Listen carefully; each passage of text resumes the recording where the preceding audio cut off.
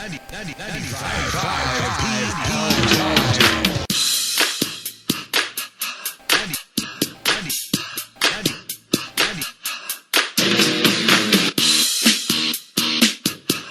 D'Andrea here. Matt the Moderator D'Andrea is here. Hello.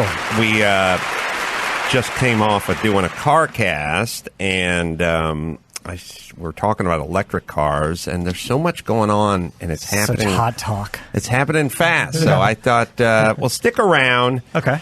And tell us a little about what you know. You have a lot of knowledge about electric cars and trucks and where we're going to be, because I feel like we've been talking about electric cars for a long time. 5 years ago, I was going, I don't have $100,000 laying around to get a Tesla Roadster. Mm-hmm. Now, my kids are 13, and their first new car is probably going to be an electric car. It's just going to be It's going to be easier. The price keeps going down. If you drew a graph, it'd be price coming down, range going up. Yeah.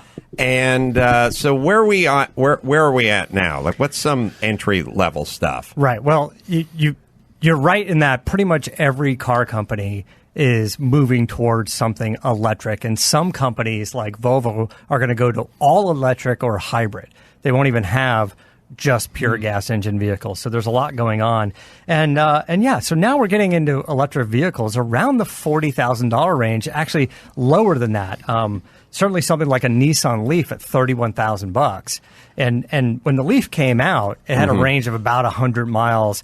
But also when they rated it back then, if you were on the freeway doing 70 miles an hour, you weren't going to even get 100 miles. But now they rate things a little bit differently. They can use software to make that range a little more consistent regardless of speed. And a Leaf goes 226 miles. Question for you, Matt. So it's not just because I'm attracted to electric cars. I've looked into them, like for my next car, but like it's not just the cost of the car; it's the cost you have to put in the special like electrical outlets and stuff, right? And sometimes even for a Tesla, you have to have like a home battery or something. Like, well, you would need costs. You would need a charger at home, like Adam's got in his garage, because most of these need the 220, the 240, whatever you're calling it these days, and you need to kind of wire it up and put that charger in there. Or you just pull into any Whole Foods and hang out for a while. Right, you could. There's more of that's coming up, but it is like a one-time expense where most of people's electrical panel is somewhere around their garage, usually, sometimes on the outside. Sometimes you have a sub-panel or something on the inside of the garage.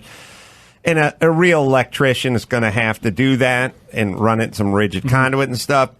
And it's a little one-time expense, but it takes half a day to do, and it's not that big a deal. So, and most of those chargers are a couple $1,000 to a few $1,000, but they are usually proprietary to that vehicle. So there's not universal ones. So there is a universal plug, like when you go to your Whole Foods or you go to the Santa Monica parking garage, but it's not necessarily a fast charger. And if you want that fast charging, you hang your Tesla charger in the garage, and let's say you switch to BMW i3 someday, it's already wired up, and now you swap the Tesla charger for the BMW charger, or you just continue to lease or buy Teslas, I assume you could probably take your Tesla charger off the wall and sell it in the used market to somebody else who wanted a second one. We're also talking about adapters, but I don't know if that one ever, if anyone got to the bottom of the adapter. Yeah, so I believe there are some adapters in the aftermarket. I just don't know that can get you from Tesla to BMW. Probably.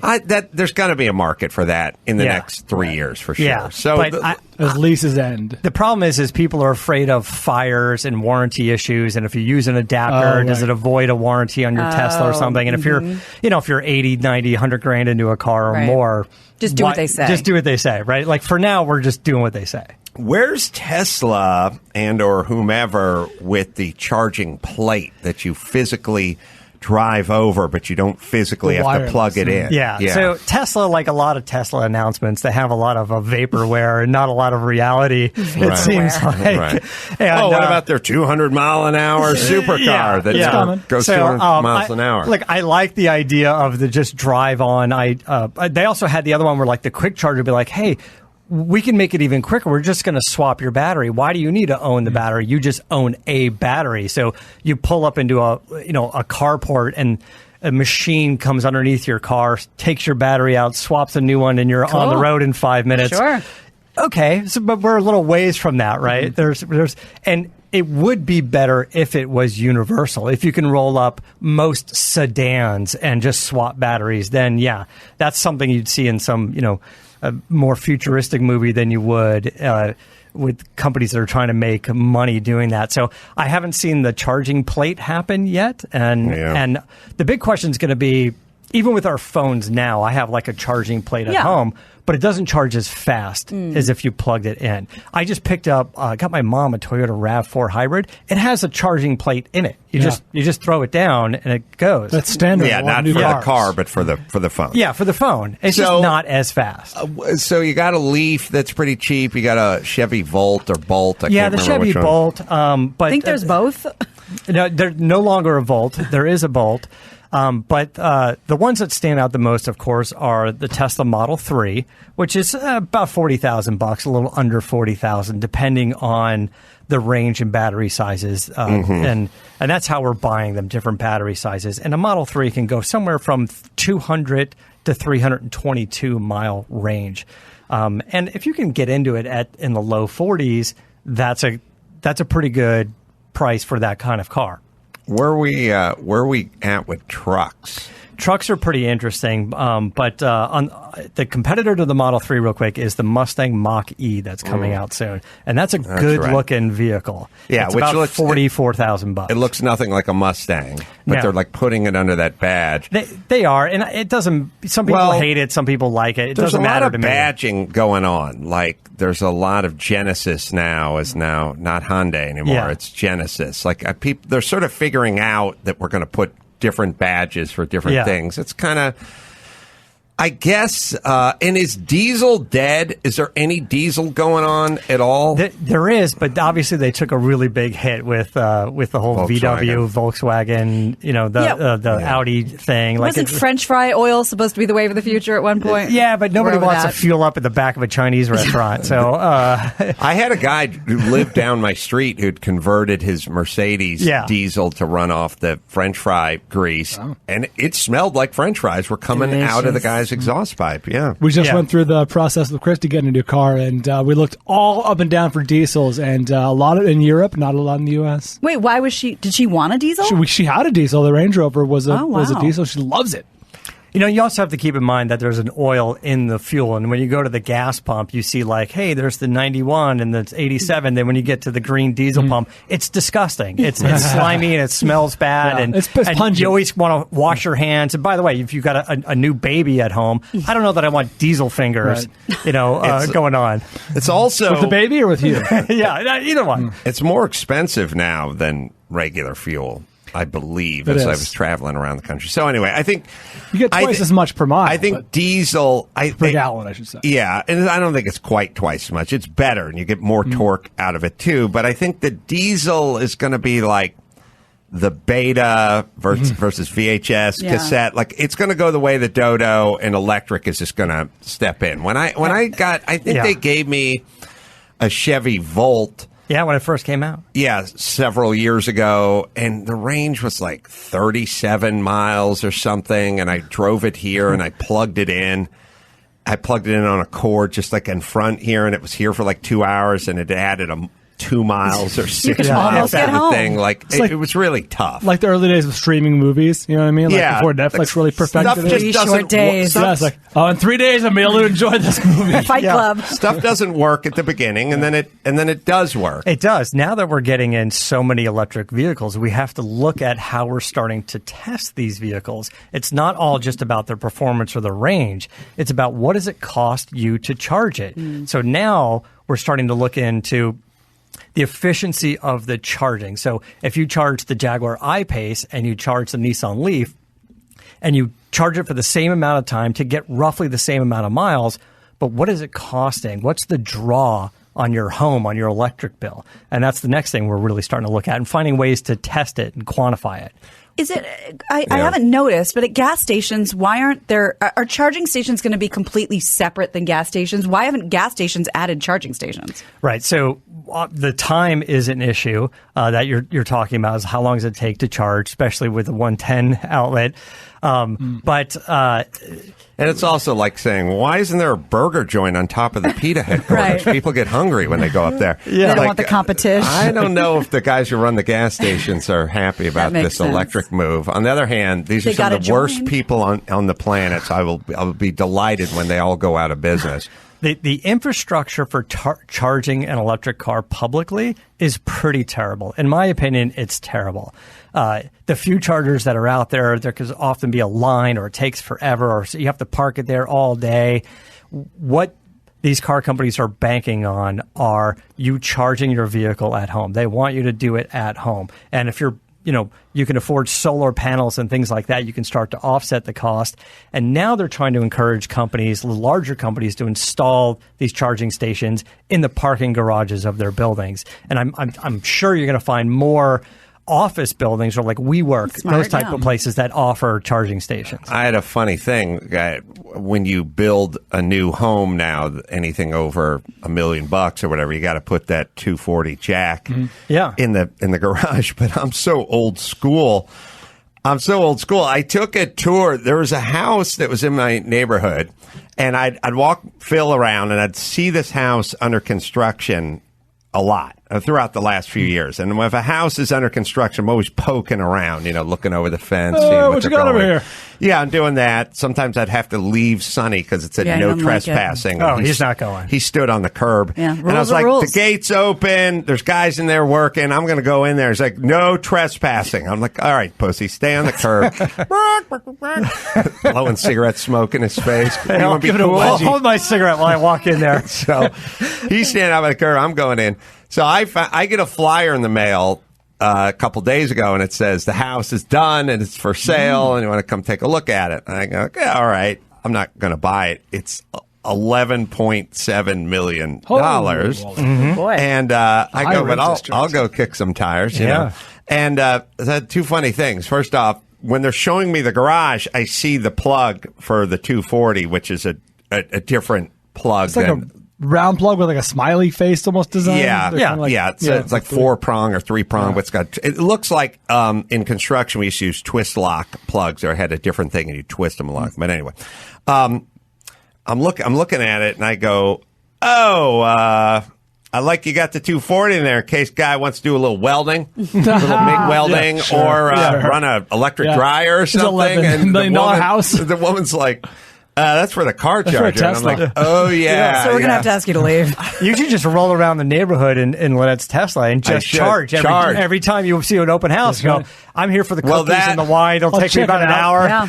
That's the whole point, is they didn't commit to a brand yet. Yeah. It was just there, and you'd plug it in. But it's so weird. In my mind, it's a garage, and that's 240. So someone's doing some welding in here. And second dryer? Tire compressor. Then it was funny because they had the realtor was giving me a tour, and the guy who built the house, I think on spec or something, the builder came by and he kind of walked past, and he didn't seem like he was in a sell mode with me. He just kind of walked past me and said hi, and he sat outside. And then later on, I was walking out. I was like, I don't know, why isn't this guy walking me through and telling me how he used the steel over here when he could have used a glue lamp beam, but he took it to the next level, whatever. And then I realized as I was walking out to the driveway with the realtor that I'd parked my Infiniti on the driveway, and the big piano tuning sign. This guy was reading the piano tuning sign as he was walking in. That be a lesson. And he was like, no guy who tunes piano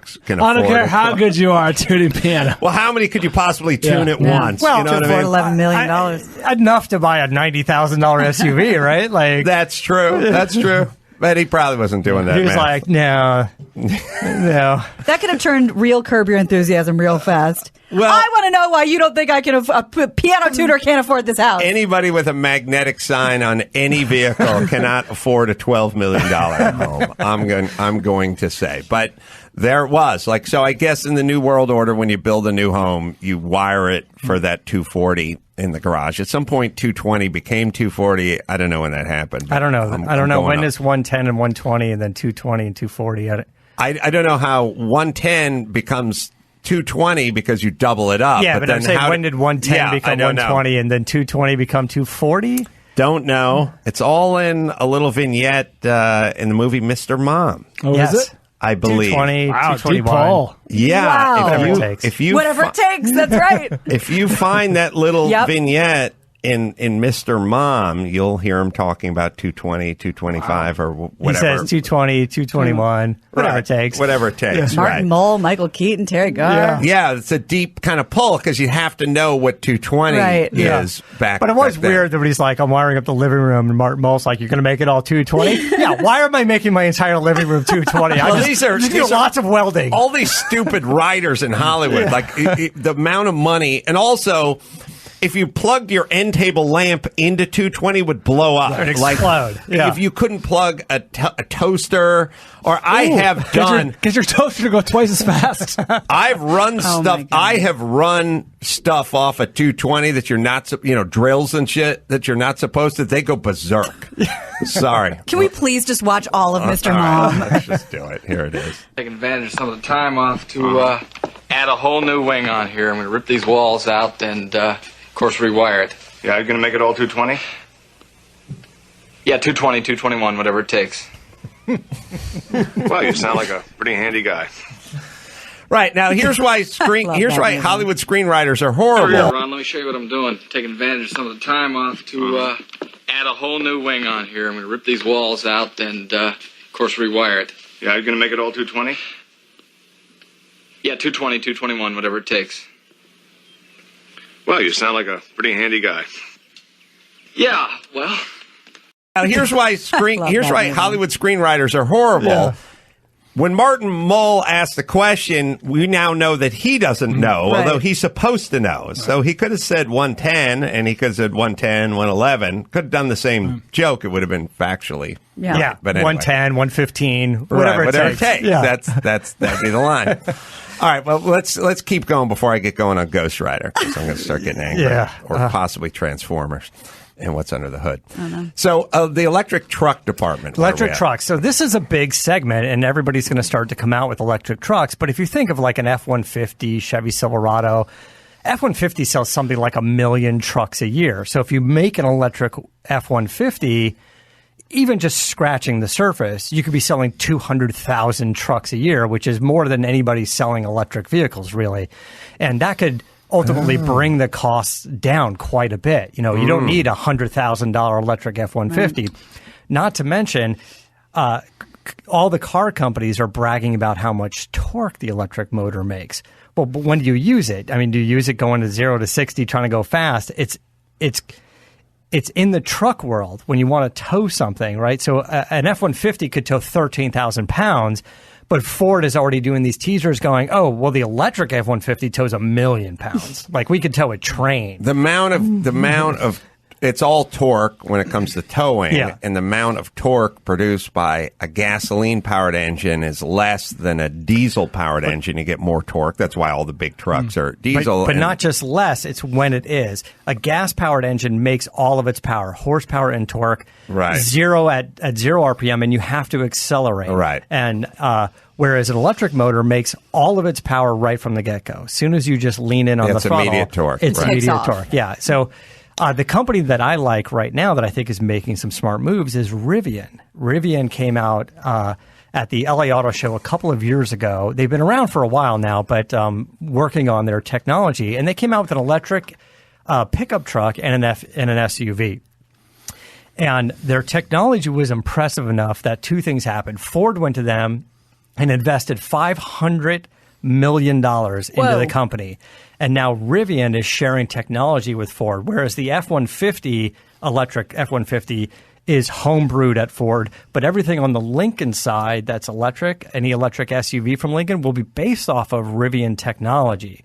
And then Amazon came in and said, well, we like what you're doing as well. And they were the lead of another $700 million round. I don't know how much Amazon put in, but not only did they put a big portion of that $700 million in, then they went back and they said, we want you to make an electric van and we put in an order for 100,000 vans. So they invested in the company, and then they became a client as well, like the Hair Club for Men guy. And they bought 100,000 vans. Smart. Because now they want all their delivery vehicles to be basically of zero carbon footprint is what they're trying to do. As zero as you can get. You got to plug them all in. And the tires, tires go into a landfill somewhere. Nothing's free, batteries and everything. Yeah. But, it also struck me as I think about this automated world. You go, what about when we get these automated trucks and there's no more jobs for truck drivers? Like everyone's doing this no more jobs for. Yeah.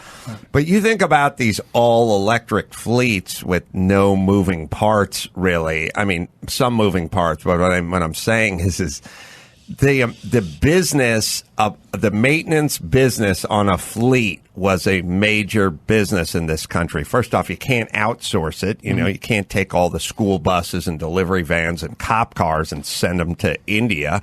And it's a constant changing of fluids and oils and belts. And it's a constant maintenance. And that's an entire industry that's obviously a lot of and it's all manpower. It's like you cannot change the oil, change the belts, and change whatever. That guy has to be certified. He's going to mechanic school. He works full time doing, maintaining all these vehicles. And these things all go to electric. Like all the cop cars go to electric and all the delivery vans go to electric. There's going to be stuff to do on them, but not what it was. Right. At all. Like, I mean, you think about back in the day when you were growing up, and maybe if you're listening or in this room, maybe your mom had a station wagon, and it was a lot of like, well, we're 20,000 miles. We got to bring it into Ford, and we drop it off for a couple days, and they're going to do, and then they do the timing chain or the timing belt at this amount of hours, and then they have to flush the cooling system when we get to 60,000 miles. Lynette's got a Tesla. I don't know that anything happens other than she just plugs it in and then unplugs it and drives it. Well, and it's like we've said before, like even with my Subaru, when you used to open a car, you see everything, you can tinker with everything. Now they're kind of tinker-proof, like there's a plastic plate over it, and they kind of just want you to leave it alone. There's not even a dipstick anymore. Like, you're right. You have to search the computer. I yelled at my dad once. He's like, "Where's the dipstick on my?" I think it was an Audi 3, from 10 years ago. I was like, "You dumb old man, open the goddamn hood! Don't be an asshole." I think it sparked something in me. I was like, "You wouldn't know where a dick dip is, you dick dip. Of course you don't know. You've never done a day." And then I popped the hood. I threw the hood open. I was like, "It's right over." Well, it's an inline four. I was like still yelling, but slam the hood. I'll show you later. I was like, what the fuck? Chuck the car up. You can't even do it now. They didn't want you to check anything. They don't want you to do anything. Soon they're just going to eliminate the cap to fill the oil completely, right? Well, when we go all electric, I don't know what there is. Some maintenance involved with an electric car, but I don't. My wife's had 2 or 3 Teslas now. I don't know what that maintenance is. No, they do it over the phone now. They do like an upgrade. Yeah, there's like all sorts of Apple Tech. All sorts of updates and stuff they can just do over the air now. By the way, all cars are going to start to get that, whether electric or not. They're going to fix problems by just doing it over the air because it's so cheap now to add Wi-Fi and stuff to it. You can do that. But you're right. The normal wear and tear items, battery or not necessarily battery, but suspension bushings, brake pads, tires, things like that. But a lot of that stuff is so good. It's almost 100,000 miles. Maybe not quite tires, but so the truck. When do you think the F-150 is coming? So it should be 2021, probably somewhere mid 21. That should come out. And the Rivian says they're going to start production the middle, maybe second half of this year. What do you think the Ford F-150 electric is going to sticker for? So I think it might have it depends if they want to take a loss. My thought on it is we've seen a few like crazy supercars. Lexus LFA has rumored to have a big loss on it. Would be, I think they want to be like a $65,000 truck. Right. So they'll do what they did with the Ford GT, possibly. Yeah. Maybe the first 50,000 F-150s, they take a hit. But the F-150 is one of the most profitable vehicles out there. When you buy a truck, you can, when when the 20s are on the lot and the 21s come out, non-electric, regular trucks, and you go, hey, 8,000 off sticker. Like, oh, how can you knock 8,000 off and nobody's really taking a hit on this thing? Because trucks are so profitable. I'll ask you guys a philosophical question. Take the 20,000 foot view. I'm not committed to this point of view because I just thought of it, but it just occurred to me. Is Ford and other truck manufacturers overestimating the potential popularity of the electric trucks? Because will there be a philosophical resistance to those from like dudes who fucking love their truck, hang nuts off the back of them, and want to pump gas into them? Like these are dudes who may have a philosophical resistance to electrical.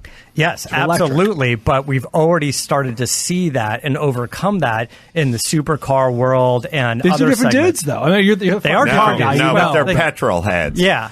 They thought, we thought that the gearheads would not embrace an electric supercar. We wanted that V12 Ferrari roaring kind of thing. And those guys are slowly transitioning and getting over it. And it's a different crowd, but it's the same it's the same premise, which is these guys love the smell of fuel and exhaust and everything. But also understand that one of these guys dies of emphysema every other day, and there's a new child is born. My kids, they grew up in an electric car. If my son wants a truck, he's probably going to want, not that he's going to work or do anything that we require a truck, but if that guy wants a truck, he's not going to think twice about the electric part of it. Well, you think about why are you buying those things, and there's a performance automotive group that's buying cars for the way they sound, and that's why we still like a lot of Ferraris and Lamborghinis, and but there's the performance end of that group where they just want the performance, and they would go to something electric because they're incredibly fast. Well, I want to hear about this Koenigsegg, this crazy. But what is that? Sorry, is that guy Christian von Koenigsegg or whatever? That's a Bond villain. Oh, he totally is a Bond. He looks like a Bond villain. Really? He's just bald. He looks like Dr. He looks Evil. like a Bond villain. I didn't know that. Yeah. Listen, everyone makes fun of these evil white guys, but hey, that's where all the supercars come from. You know what I mean? Oh, yeah. The Puerto Rican chicks, not so much in the supercar department. The crazy guys from I don't know, he's Finnish or Eastern blocks or and he nice. there he is, Yeah. right? He fits the bill. menacing. These guys, is he Swedish or something? But anyway, he's got a new hybrid electric car. It's called the Gamera, right? Because not Gamera like from Godzilla, but the Gamera. And this thing is insane. It is a 4-seater. Are we looking at? Is that it? That's not it. Okay. We'll bring it up. So this is it. It's a 4-seater, but it's 2-door, and the door opens up like a big scissor. It pops out and goes straight up. Right. And all 4 people can get in and out at the same time, and it really has a lot of room in it, and it's really kind of cool. But the specs on it are just batshit crazy. It's got almost 1,700 horsepower. When you combine Should be illegal. when you combine the engine, Yeah. the gas-powered engine with the electric engines, it's at 1,700. And that's it. So there's a tiny gas engine and 3 electric motors. And the torque is like 2,500? 2,600. Just under 2,600. All right. So for those of you who aren't gearheads like Gina, let's say, you go, Let's just say 2,600 foot-pounds of torque. You go, I don't know what that means. You take a Corvette, like a modern Corvette, and that thing's probably got about 450 foot-pounds of torque. Or you take the aforementioned Ford F-150, that probably has 385 foot-pounds of torque, sort of depending on which engine you use, maybe 500. And to your point, a big, like, Super Duty pickup truck could be like 1,000 foot-Peter truck. This is to tow a house, right? Like, this is Ford F-350s. What's a Ford F-350 diesel have? Because that'll be like the most torque you can buy now. I don't think it'll be over 1,000 foot-pounds of torque. This is 2,500 in a supercar. Is this for street racing? What's the point? This is for letting the world know you've arrived. This is the guys who buy a $100,000 watch when you could buy a $20 watch. This is to let people know who you are. 1,000 foot-pounds of torque, 1,050. So it's right at 1,000 for the biggest, most dieseliest truck you can buy right now. Yeah, and the guys at Koenigsegg know that this car is insane, but all of their cars are.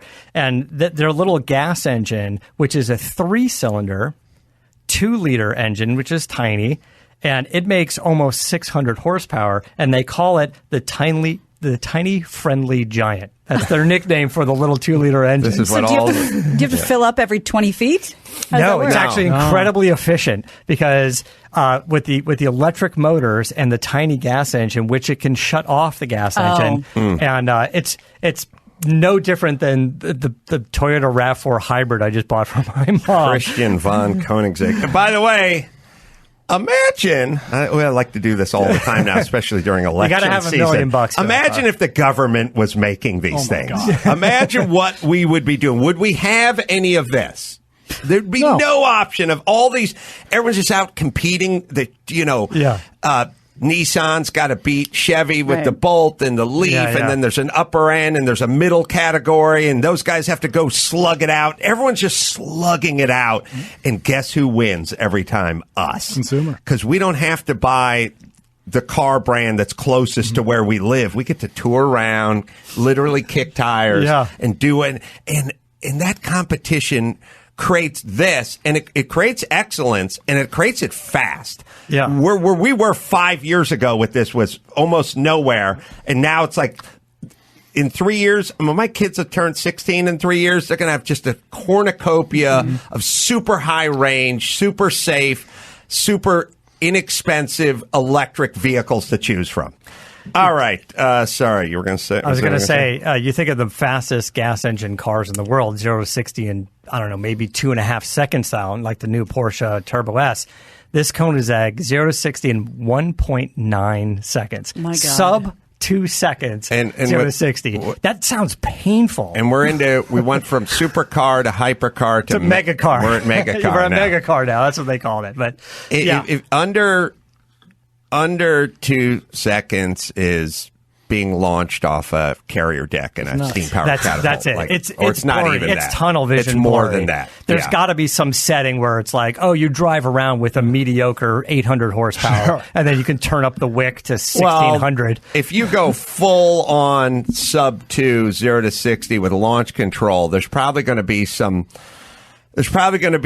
setting on the car where the passenger seat needs to feel the weight of a physician, and he's going to scan his medical license or something, and then you can put it on full launch control with the sub 2 second, because without somebody monitoring, at least a nurse practitioner next to you, you need a FaceTime with Christian von Koenigsegg while you're doing it. Like his head needs to come up on the screen like Dr. Evil petting his cat. Hairless cat. Okay. Yeah. The Bugatti, it has to be, you have to turn the car off, I believe, and start it again and use a different key, and it has to lower and get in a mode and needs to be pointed straight. If you turn the wheel a little bit, it shuts down like it's crazy mode. Like it's trying to make it as safe as possible. Wow. Because as soon as somebody gets one of these crazy cars, they just crash it on PCH. It's insane. And with my car, I just blow into the breathalyzer and go. Just go. Start it up. It's as easy as 1, 2, 3. To be fair, Sonny blows in the breathalyzer. Yeah, I just sync up the ankle bracelet, and I have Sonny blowing the breathalyzer. We're off to the arcade. It's good. He's a good kid. He's a nice boy. He's a nice boy.